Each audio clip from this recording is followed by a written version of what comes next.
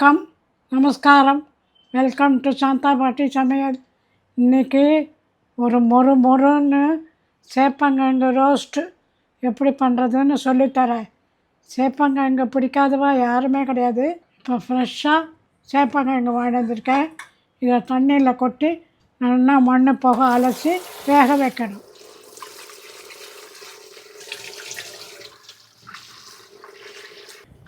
நாங்கள்லாம் 5 சத்தம் விடுவோம். உங்கள் குக்கரில் எவ்வளோ சத்தம் வருதோ நல்லா வேகணும். வெந்தால் தான் தோல் எடுக்க வரும். கட் பண்ணவும் முடியும், கட் பண்ணி சாப்பிடவும் முடியும்.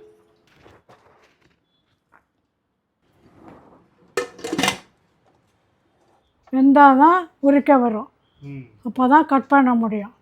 பார்த்தாங்களா?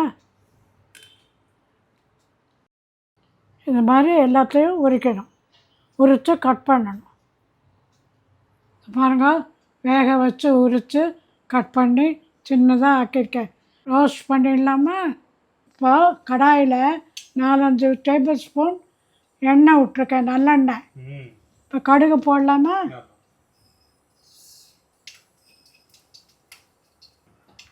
இப்போ உளுத்தம்பருப்பு போடல,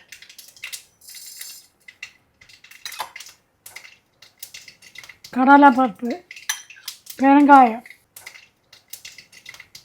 நல்லா வறுக்கணும் சவக்க. மஞ்சப்பொடி போடலாமா? 1/2 டீஸ்பூன் மஞ்சப்பொடி. இப்போ கருவேப்பிலையை போட்டுடலாமா?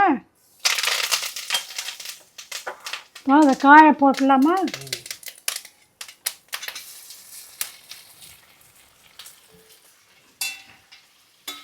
பாருங்க எவ்வளோ அழகாக எல்லா இடமும் மஞ்சப்பொடி, கடுகு, உளுத்தம்பருப்பு எல்லாம் சேர்ந்து கமான்னு இருக்க பாருங்க. மீடியம் ஃப்ளேமில் வச்சு அப்பப்போ கலரி விடணும். அப்போ தான் ரோஸ்ட் ஆகும். ரோஸ்ட் ஆகிற சமயம் தான் மிளகாப்பொடி போடணும். போட்டால் கருப்பாயிடும் மிளகாப்பொடி இல்லை. இது என்ன ரோஸ்ட் ஆச்சா மிளகாப்பொடி போட்டால் நல்லா சவக்க ரொம்ப கண்ணுக்கு லட்சணமாக இருக்கும்.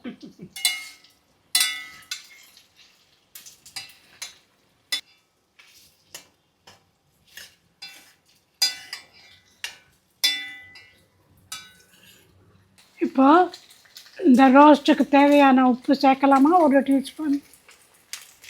சாப்பிட்டு பாருங்க, போடுறேன்னா போட்டுக்கோங்க.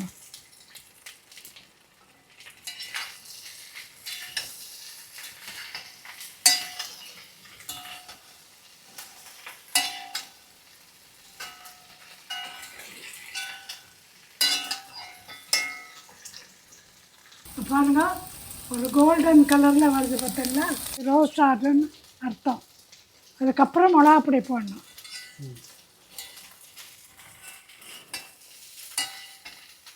இந்த ஸ்டேஜில் 1 டீஸ்பூன் காரப்பொடி போடலாமா?